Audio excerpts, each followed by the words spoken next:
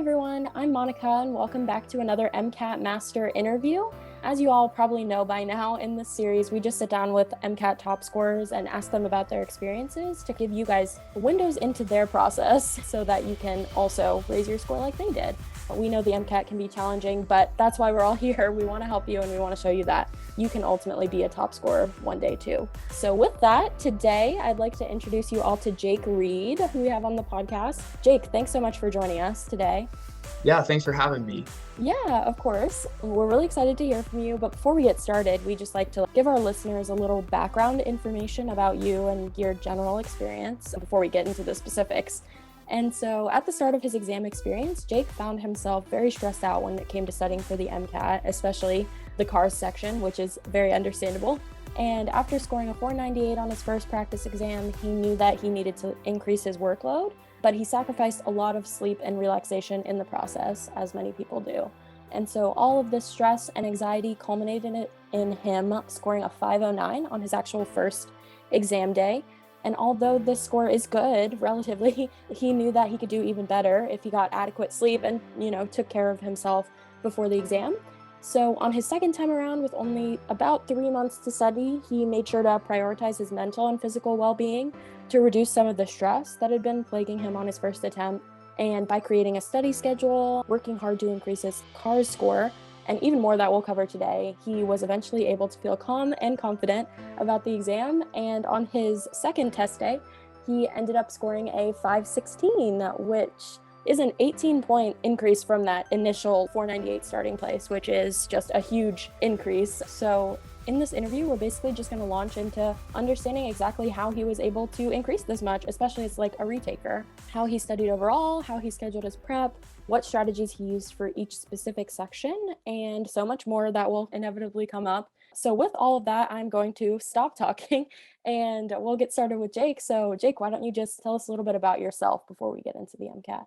Yeah, so I'm a senior right now. I'm in my last semester at an open enrollment university. I am currently working as a scribe in a neurosurgery and orthopedic surgery clinic, and I absolutely love it. It is so fun just being able to work with the surgeons. Like yesterday, I was able to even just go and spend some time with them in the operating room and watch some cool surgeries, which was fun. And in my free time, I love just being outside and doing anything I can do outside. So like skiing, mountain biking, fishing, just being able to go outside. And yeah, I've wanted to be a doctor since high school. So I just have loved this journey, the ups and downs that come from it and everything. Wow, that's a long time you've been having this goal, and you're right, there are a lot of ups and downs. So yeah, it's really admirable that you were able to like keep on this path. What made you want to be a doctor in high school? Yeah, so in high school, it was my anatomy and physiology class that really did it for me. I just thought that was my first experience really learning about the human body, and I fell in love with it. I thought it was just so cool, just all the ins and out, how everything just worked together. I thought that was so cool. And even just like between the little animal dissections we would do in that anatomy class, I thought it was awesome. So I'm like, okay, I think this is what I want to do. But really what solidified my decision to be a doctor was it was my first winter in college. I got in a skiing crash and I had to have surgery from it. But I just remember that I was like so miserable and I was in so much pain and just being at the mercy of the surgeon to be able to be the one to relieve all my pain and just seeing him just be able to give me my life back. That's what solidified the decision for me to become a doctor. Wow. Wow, that's real life experience, and I'm sure, yeah, that's going to like inform a lot of what you do going forward in medical school and stuff. So that's really cool. Obviously not cool the accident, but a very personal experience that you have. You knew you wanted to be a doctor, and one of the biggest obstacles to getting there for a lot of people is this MCAT exam. So where were you in your life when you first started prepping for the first time? Yeah, so I was just finished my junior year. So it was the last semester of my junior year, I was taking OChem and biochem in the same semester. And so normally like the plan to try to then take the MCAT at the same time and get all my application ready by summer at a reasonable time to apply. That just it wasn't going to work for me because I knew, okay, I outside of OChem and biochem same semester, I'm gonna have no time. And so I decided then I would apply the next year. And so at the end of that semester, I was fortunate enough to be able to take the whole summer off of work my wife, she worked a lot of extra shifts and did an amazing job, so we would financially be okay for that, and which I recognize is a very fortunate situation I was in. So I took the whole summer off and for the first time, and we'll, as you mentioned a little at the beginning, when we'll get into some of those other struggles and the lessons I learned of what not to do a little later on in the podcast. So then that was during the whole summer. I got my score back in September, and then I decided I needed to retake it. And so luckily that fall semester was a pretty easy semester for me. It was pretty light. And so that gave me the opportunity then to be able to study again for the MCAT moving forward. And I also started my job as a scribe in that August time frame. And so that also gave me just another reason why I just wanted to take a break just before I started studying again, because I was just so burnt out from everything Mhm. in the summer, putting over 1,000 hours in, and I just needed a break. I needed to get adjusted to the new job, the new semester before I started studying the second time. So yeah, the second time definitely a lot better than the first time. Yeah, yeah, definitely. You had some, like, experience going in, knew more of what to expect maybe. So did you have, like, a score goal that you wanted to reach going in? Because you did get a 509 and you knew you wanted higher than that. So what were you kind of looking for? Yeah, so I started off before I started prepping. I just looked at all the schools that I was interested in and just what their average was, what their range of students scoring were at that school. And Mhm. with my demographics, I just saw that I made the goal that I wanted to get a 515. And I knew if I got a 515, I'd be able to be competitive to these schools that I wanted to go to. That's why the 509, that's why I ended up retaking that, because I knew that was not me. I knew I was capable of doing more, and I knew I needed to get a better score in order to be a competitive applicant to schools that I was Mhm. interested in. Yeah, absolutely, and it's different for everyone, like, some people maybe would have seen that 509 and been like, "Yes, that's good enough for me," like, they wanted, like, a 510, but for your personal goal, it was a 515, so it's really awesome that you were able to say, "I think I can do better," and, like, Hmm. went for it because that's hard to do because the MCAT can be, a lot to plan for, and so, yeah, now let's get into, like, your study plan and all of that. I guess starting with the first attempt, what was your study plan like? So yeah, the first attempt, my study plan was as much as possible. It was, I started off, I watched a ton of videos from YouTubers who scored top like 520 pluses about their whole study schedule. And that's what I sort of based my plan around. I just compiled what I thought the best things were from everyone videos and I just made my plan. So I started off, like I said, I had the whole summer off. And so I just did 10-hour days in the library 6 days a week. And it got so extreme to the point where, like, if I had to take like a 10-minute phone call, I would then tack on 10 minutes at the end of the day. And if I took 10 minutes for lunch, I'd tack on 10 minutes to the end of the day. Like, I just was a monster. I really let the MCAT just take over my life in the summer. And so how I kind of did it though, I started off just doing a quick review of all the content that I did that was covered on the MCAT just by reading the books, the Kaplan books. And then after that, I just focused on just doing as much practice problems as I could. And then during those practice problems, if I saw that there was like a weakness that I had, I would go back to the books and relearn the content. And then I took a ton of practice exams also just to help with the timing and to build my stamina with that the first time. And so, yeah, the first time, obviously, there was a lot of errors in that thinking about just how Mhm. hard I was going. And so then the second time, it was kind of nice studying for it the second time because I already had that content down from just going through it the whole summer and just all those practice problems and from doing the content review. So the second time, I just saw how many days is it between now and when I take the actual MCAT? How many AMC practice problems are there?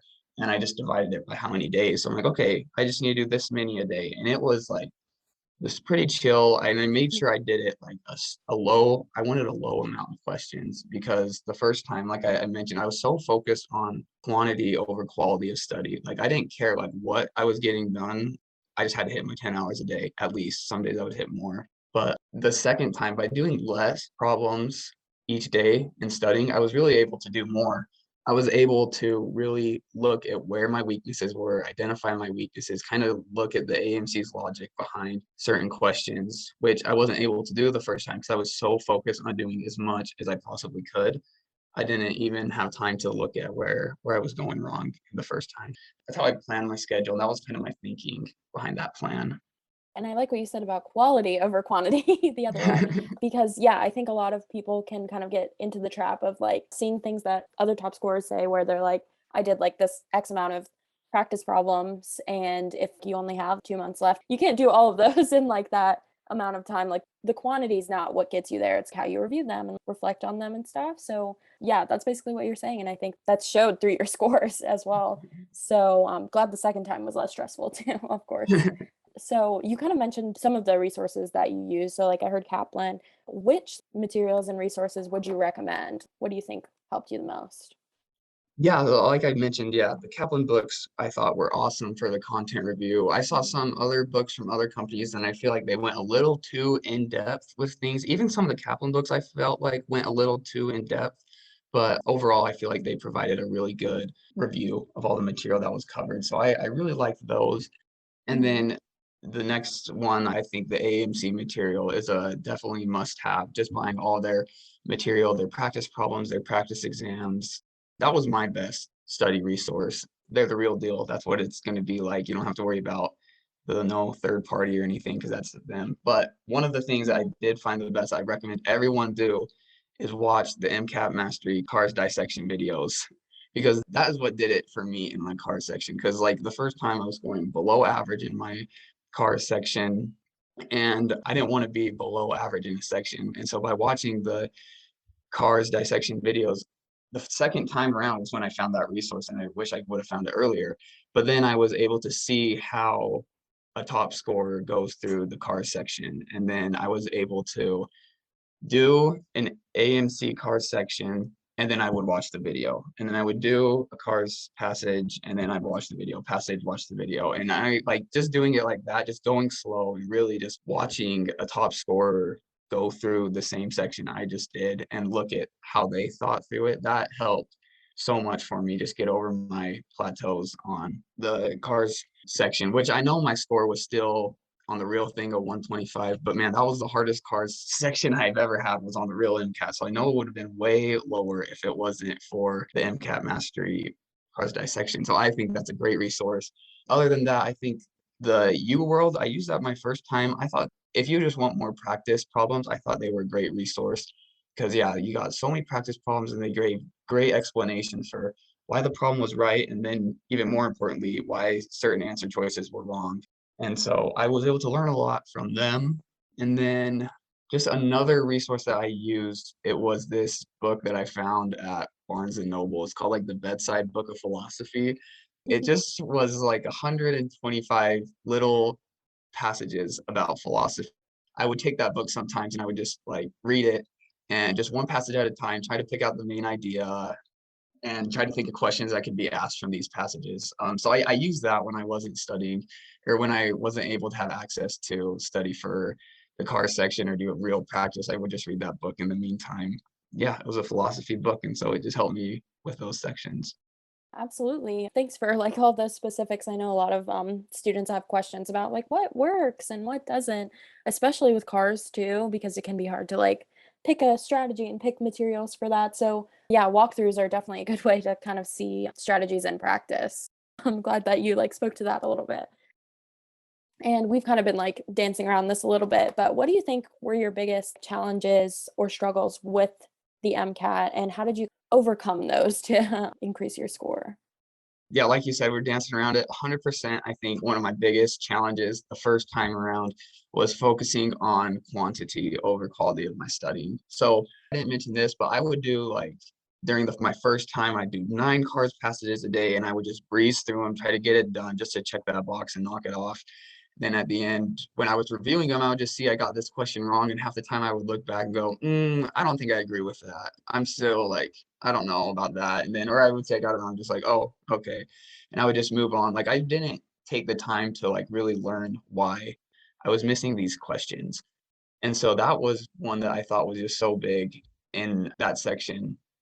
Well, then the second time around, where I would only do like 1 to 2 cards passages a day, but doing just 1 to 2 a day, watching the top scorer passage walk through after with you guys, and then just really just looking back on my own time, trying to figure out why I got these wrong, what the AMC's logic was behind it, trying to figure it out. I think that helped a lot with that.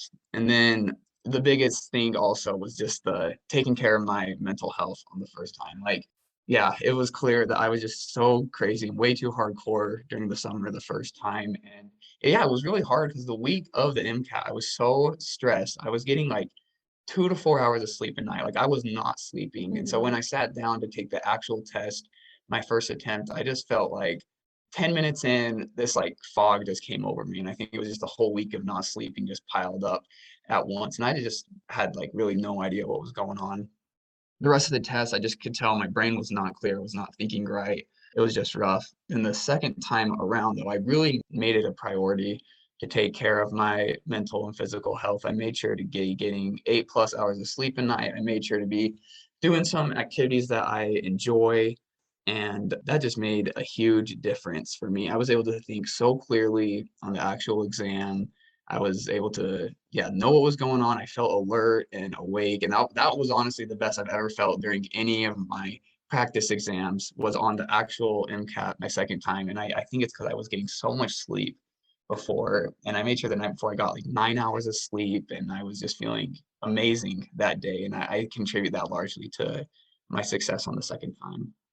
Yeah, absolutely. Sleep is so important. And I feel like it's the first thing people sacrifice. Like they're like, I need to keep studying. I'm going to stay up later, get up earlier. And it's like, okay, yes. But also like being calm, being confident, being a little bit healthier as well. That's all going to help you a lot, which is kind of part of the reason you're saying that you were able to like walk into these exam and just feel better going into it and less stressed in addition to all of the other mental aspects that people just like don't like prioritize, I think, because they're not concrete things that help you all the time, I guess. So I'm glad that we're kind of getting into that as well because it's a huge part of the exam that kind of can go under the radar. And so the fact that you have this concrete example of 509 when stressed and then 516 later, and there was studying as well that went into that. But also it's a really inspiring story. So those are things that you did that kind of helped you to get a better score. Was there anything that you did that I guess you wish you hadn't done other than sacrificed sleep and all of the other things? No, yeah, the first time, that's really the biggest thing Mhm. was just I was not taking care of myself. I realized I overdid it on that first time. And so that's probably my biggest regret because obviously I would have loved to only take it one time and I would have loved to be able to do other things that summer besides sit in the library for 60 hours each week just studying. So that's a big one. I wish I would have looked out more to other resources for cars earlier in my studying. Like I said, it wasn't until my second time around I found the MCAT Mastery Cars course. But Mhm. if I would have looked out earlier, my first attempt, I think that could have helped me a lot as well. But yeah, Mhm. other than that, I don't think there's any other regrets. I just think those are my two biggest ones from it.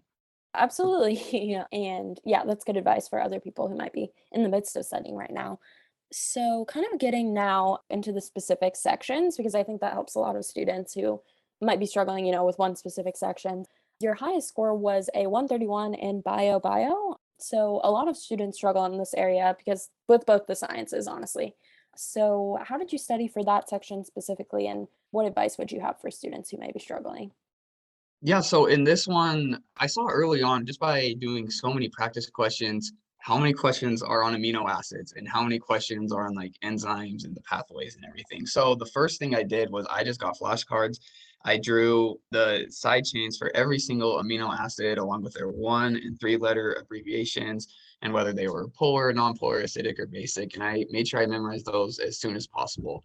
And then I would just redraw them just frequently and write those down because I feel like as soon as you figure out all the amino acids and if they're polar, non-polar, acidic, or basic, and also by knowing the abbreviations, anytime an amino acid question came up, I feel like you'll get 95% of them right just by knowing what they are. I feel like that's just a huge part of those questions is they just want you to know what they are. And like half the time, if it's like a substitution for one for another, okay, you already know what they all look like, what their properties are. So that's why that's a huge thing. That's a must for that section is to memorize the amino acids. Also, I would draw out just the basics of the like main metabolic pathways like glycolysis, the citric acid cycle, gluconeogenesis, and the pentose phosphate shunt, and I think like fatty acid synthesis. I would just draw those off out like all intertwined with each other, so I knew how the certain products would react with other pathways and everything. And so then I would draw that out like every single Sunday, just so I knew, and it would take me maybe 40 minutes just to redraw it out. And most of the time I was looking at the paper I drew the week before until the end, and I finally like had it just about memorized. But then I was familiar enough with the enzymes that was able to help, and that actually paid off because I had a lot of questions regarding metapathways on the actual MCAT, and that helped a lot with that. And another one that I would recommend for the bio and biochem section is to do all of the AAMC bio and biochem practice questions, do all of them and do them all untimed. Because why I say this, at the beginning, I was like, why am I scoring so low in like bio and biochem? Like, well, I feel like I'm a good student. Why can I not get this score up? But then I like realized so many of the answers are hidden in the passage for that section. And so like whenever there's something that pops up, you're like, I have no idea what this could be. I've never heard this before. Chances are the answer is hidden in the passage. And so I would just really make sure I went slow, went back through the passage, found out the answer, what it was talking about, and then it made my answer choice obvious on there. And also, I know a lot of times I would get so lost at the beginning, like when it gives a protein named like, I don't know, Y2AA1 or something, and then like some weird letter named enzyme. And so, how I did that when I faced it during my practice and during the exam, I would just draw out the pathways. I would just write out this protein's name to an arrow to what it does or to what other protein it affects when this enzyme is being used. I would just draw that out and map it out because it was, for me, it was so confusing trying to read it in the passage. But then once I got it just straight word arrow, like it made so much sense on paper. And then when that question came up regarding that, like, oh, if you affect this enzyme, what would happen downstream? I was just able to look at that drawing that I just made, and it made so much more sense. And yeah, that'd be my advice for the bio and biochem section. Just really go slow on your practice sections and do them all untimed while practicing, because look at the passage because that's where the answers are. And then if it's a confusing one with so many proteins and enzymes, write those down, what they do, draw arrows and everything. And then of course, everyone should memorize all of the amino acids. Right. Yeah, yeah, and the amino acids, I'm glad that you brought that up because just knowing those, that'll get you some simple, like, questions that you can just get down and that'll build confidence too. So that in particular, I think is a really good tip among the other larger strategies which are gonna benefit students as well. So kind of on the same vein, for the Chem and Phys section, you scored a 130 there, which is great. So were the strategies for studying for that similar to bio or different? How did you study there? Yeah, these ones are pretty different. For chemistry and physics, I would just write down, I went through the books and I wrote down like all the main equations. And from all the like practice questions that I did, I just wrote down all the main equations that were used. And like I mentioned earlier, I feel like sometimes the Kaplan books went a little too in depth, and some of the third party materials, like they also go a little too in depth, I feel like, with certain things. But the AMC materials, like every equation that I need to know or that was in there, I wrote it all down, and then I would just review those every Sunday, along with the metabolic pathways I mentioned earlier. I would just write those down on a piece of paper and grouped into like sections, like, oh, these are the four equations for linear motion. So they were kind of like tied together in my mind, or, oh, these are all the optics equations or the sound equations. And so then I would just write those down every Sunday to try to just get all those equations memorized.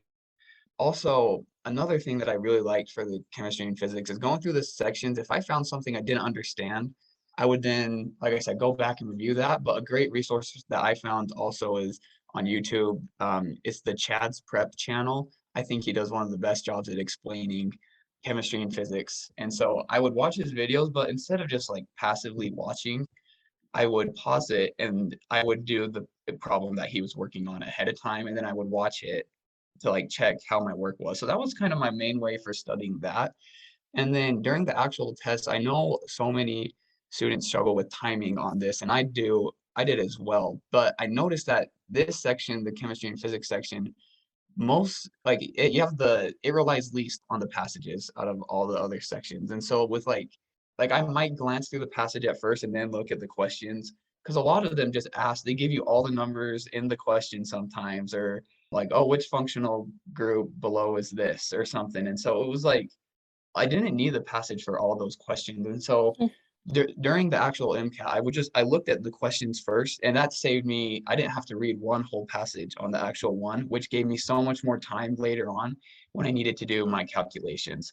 I know that's risky and it might sound a little silly just skipping the whole passage, but it saved me so much time in the long run. And then if there was any like doubt I ever had, like even a sliver, like, I need to go to passage for that, I would just go and read the passage. But then by looking at the questions first, I knew what I was looking for in the passage. So I could keep my like eyes alert for when I came across that. And then the answer was just highlighted right there. Yeah, yeah. This section can trip up a lot of students as well, in addition to like the bio section. And I think it's for different reasons, which you're alluding to. The math is a big thing that can like trip people up and make them lose confidence. And so, strategies for that type of thing just to like help with the section is really helpful.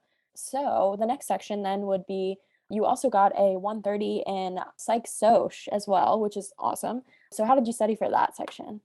Yeah, so this section, I took a psychology class my first semester of college. And so it was like way long ago. So I had like no idea what was going on by the time I got to the MCAT. So this is why I just mentioned earlier too, just the importance of doing so many practice problems and tests and learning from them, not just doing them, but learning from them. So anytime in any of my practice exams or any of the questions, if there was ever a word I did not know the definition to, whether it was in the question stem, whether it was the right answer or even one of the wrong answers, I would write it down and write down the definition. And by the end, I had a pretty big list compiled, but I would go back each Sunday and I would just review those words that I missed that I didn't know. And I would then occasionally, if I had some extra time during the week, I would just go back and review them and just try to memorize them. But that I think is the biggest one for that section is I think you just gotta just sit down and just memorize a lot of the words. And then also that will get you just by knowing like the definitions and the words, that will be able to score a lot of points. But then also this is again, it's just why it's so important to practice because you need the practice because so many of the passages are talking about like experimental methods and everything. And so it's again important. This is an important section too, where a lot of the questions are in the passage as well with this. But yeah, that my biggest thing for this section would just be write down literally every single word you don't know. And just make sure you memorize that list and are reviewing it frequently. Yeah, I've heard like things like this before for psych soc, so probably means that it is like a really good strategy for it. And yeah, so the last section then would be cars, which you struggled with a little bit, but eventually were able to get your score to a place that you were happy with. So how did you go about studying for cars and dealing with the struggles that you may have had with it? Yeah, so yeah, the first time I was awful with it. I couldn't get above average because, like I mentioned earlier, I was just focused on quantity over quality. Second time around, I bought the cars practice course on MCAT Mastery. But the main thing I used was those like dissection walkthrough videos that you guys had. I thought those were absolutely amazing. Just Mm, by mhm, doing a passage by myself, and then I would watch how a top scorer would do it and just do that one or two times a day, depending on how many passages I felt like doing, how much time I had. That really helped me be able to think differently with how I would approach these. And then there's one other thing that I did on this section, which I don't know how true it is, but I noticed during my practice test, like the AMC puts the hardest passages like right at the beginning. And so I would always like during my practice test, I got there and I'm like, I'm spending 18 minutes on the third passage of this section. And then I'd get so flustered throughout the rest of the exam. I just was like shaking. I couldn't think straight. I was like, oh my gosh. And I just was doing awful. And so I think that's also why I was doing so bad at the beginning. And so what I started doing then, because when I reviewed it, I noticed, man, the last 3 and 4 passages are always so easy. Why am I mhm, missing like so many points on these? But then I realized that I got so flustered early on with the hard passages, they just really tripped me up. So I started at the back. So whenever that car section started, I clicked navigation, I went to question 53. And I just started at passage 9 and worked backwards to passage 1. And my thinking behind that was I'm getting just my guaranteed easy points. I'm getting as many points as I can, just these guaranteed ones from these easy passages right off the start. So then once I get to passage 3, which is really now my passage 7, I'm only going to get flustered for maybe 2 more passages. But then by doing these easy passages at the beginning, I'm going to save a lot of time and I'll have a lot of time built up where I know like, okay, I might be okay to spend 15 minutes on this hard passage. So I know like my car score wasn't as great as my other sections, but I still know that that helped me a lot because I would always just get so flustered with those hard passages at the beginning. And then, yeah, like I said, the actual MCAT just had like back to back to back to back, like 4 just hard passages just at the very end. And so, which would be passages like 1 through 4, but since I started backwards, since I started passage 9, they were at the very end. And so when I got to those, though, I knew I was like running short on time. And like, I have no idea. And so I would just be spending like too long on a question. So I'm like, I just need to move on. I'm not going to find that answer. And so I think that's a big thing too, is just to realize that the CARS passage is just about getting as many points as possible. And this is one of the things I learned from the MCAT mastery videos is you just want to get as many points as possible. And so if you're spending so much time on a hard question, chances are you're not going to get it right. And the more time you spend on that, that's the less time you get to spend on the easier questions. So that was kind of my thinking behind that car strategy. Yeah, I like that a lot. And I feel like I've heard this before that a lot of strategies for cars kind of translate to other parts of the exam too, because cars is really strategy heavy. Like there isn't a lot of content. And so what you're saying about the fact that you don't have to be completely perfect on the exam to still get a good score. Like you don't have to get every question correct, but you're just trying to get as many points as possible. I think some of those like mindset things and strategy things can also apply to other sections, which, boosts your other scores as well. And so I'm glad that cars was eventually able to become something that you felt like better about and more confident about, because this section, most people struggle with it because it's just so strategy heavy. You have to like understand what they're asking and how they're asking it and all of that, which just talked about. So so that is it for each of the specific sections. So the last thing that we'll kind of talk about is your test day experiences. Comparing your first and second times, I guess, how was your MCAT exam day between the 2 times? Oh, it was a world of difference. Like I could tell first thing in the morning, just waking up. When I woke up on the second day, I was stoked. I was excited. I was ready to take it. I knew I was going to do good. I got a great night's sleep the night before. And it also helped also knowing that I've been to that testing center before. I know what to expect. I know what the process will be like. So that helped ease a lot of nerves as well, just knowing what to expect. But yeah, like I said, Mhm. the first time I just had a fog come over me like 10 minutes in. But then this second time, I just felt great throughout the whole exam. Like normally at the end too, when I'm taking my practice exams, like at the end of a psych soc section, I'm like, trying to kick my feet up on a chair on the desk next to me or something. Like I'm like half asleep. I just am thinking, okay, in 15 minutes I can take a nap or something like after. Like I was so tired. But during the actual exam, I just had so much energy. I felt great. And I mean, I didn't take anything or anything. I just was naturally just feeling good just from getting so much sleep. And so I felt really good the whole test day. Yeah, like I said, the last 4 cards passages were pretty tough, but then everything else I just felt really good with. Like it just felt a smooth, clean test. Yeah, and that's how you wanna feel. You don't wanna be, like, super anxious during it, which it's hard to get to that place, but I'm sure it, like, helped you when you were, like, going through everything as well. And so after the exam, so you walked out feeling good. How was it waiting for your score to come back? Awful. Yeah.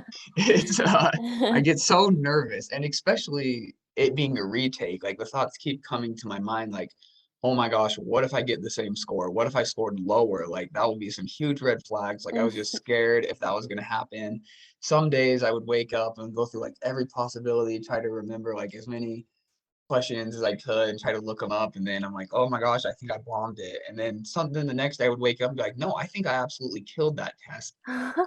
It would just like bounce back and forth. So then after like a week, I was like, this has to stop. And so I just got so then focused on other things and I tried to forget it because I was just driving myself nuts that first week, just waiting to get the score back. So yeah, I luckily I had my job I was working a lot at, learning there, school going on, volunteering and everything with research. So I stayed super busy. And I think that's important because it can just eat at you every time I was just awake. If I had nothing to think about, most of my thoughts went towards, what's my MCAT score? What do I think I got? And it would just stress me out so much. Yeah, luckily that then faded after like a week, and then I kind of forgot about it until then, close to when the score came out. Yeah, you gotta distract yourself or you're gonna go crazy, honestly. And so when your score came out, like, what was your reaction?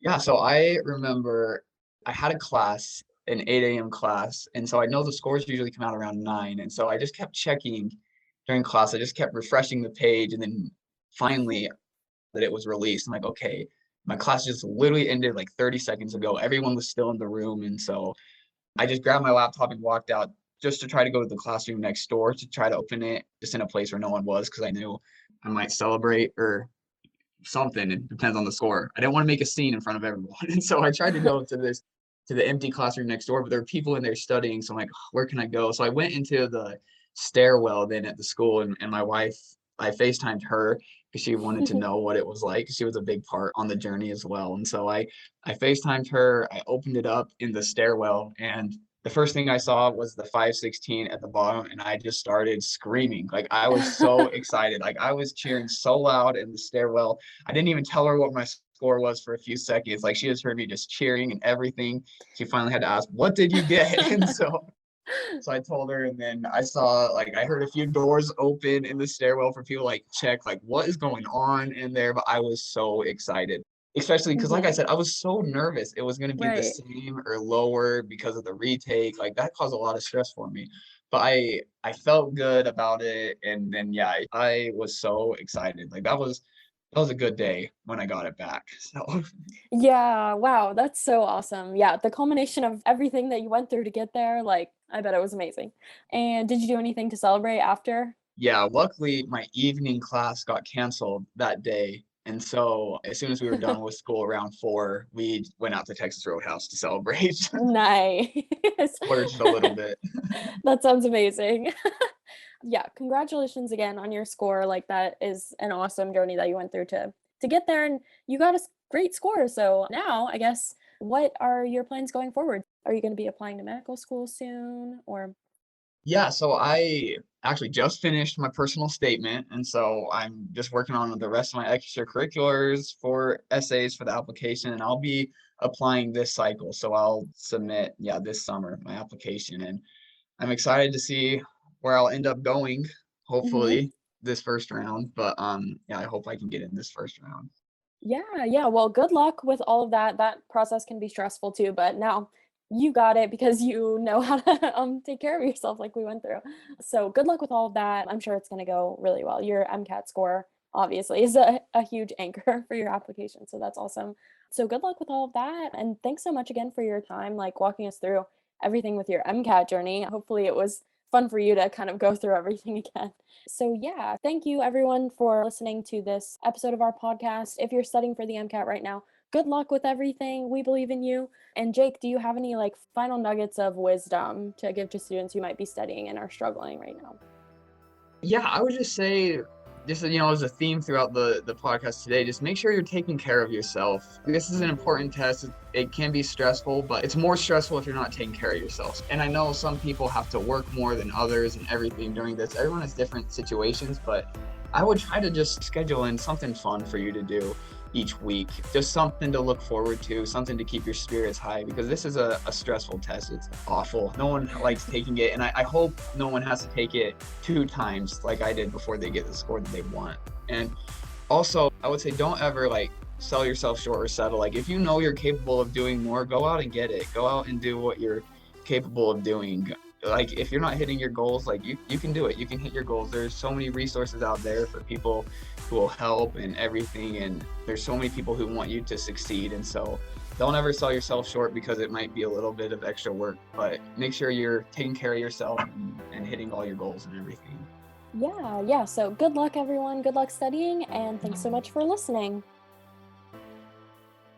Hey everyone, this is Monica again, and before you go, I just want to remind you that if you're not receiving our daily free MCAT strategy and success story emails yet, definitely be sure to sign up for those at mcatmastery.net/free course. In addition to that, if you feel like you might need personalized help with the exam and would like to have an MCAT mentor look at your situation and help you identify exactly what's holding your score back, you can look into that too at mcatmastery.net/mentors. And lastly, and most importantly, we just want you guys to know that you have what it takes to succeed on this exam. We know the MCAT is intimidating, and when you get a score that's lower than you expected on a practice or on the real thing, it's so easy to feel discouraged or frustrated or even hopeless about the exam. We get it. A lot of us have been there. So we want to give you the guidance that we wish we'd had when we were in your shoes. And that's what these interviews are for. That's what our emails are for. We want you guys to be able to feel confident again, and most importantly, be able to see that med school admission is possible and it's not out of your reach at all. So thanks again for listening, and remember that every top scorer, every med student, and every doctor made it through this journey. So you can do it too. You guys got this.